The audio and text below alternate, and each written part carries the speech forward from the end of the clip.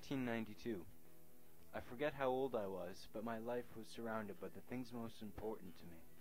Nintendo, reading Goosebumps, and using my imagination to build vast lands and complex worlds with my action figures. I wasn't expecting the day when a bumbling, bobble-hatted traveler would make his way onto my bookshelf and forever change how I use my mind.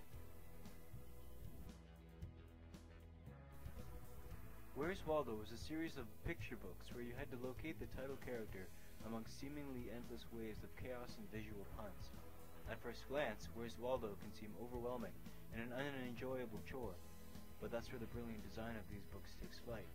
By focusing your mind and eyes on small chunk-like sections of each page, Waldo watchers were able to exercise patience, vision, and sometimes logic and common sense in their quest to find what they were looking for. And when all was said and done, you could go back and find Waldo's friends, his followers, and missing items, as well as other things listed in the checklist at the end of each volume.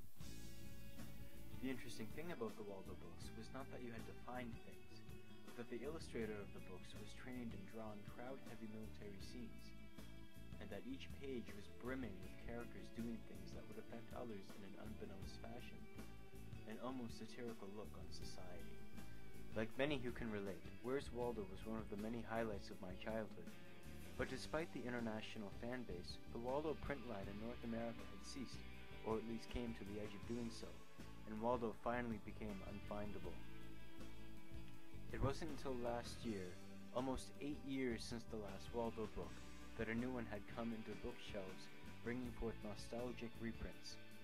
These books in their entirety are absolute classic, and I recommend them to any reader.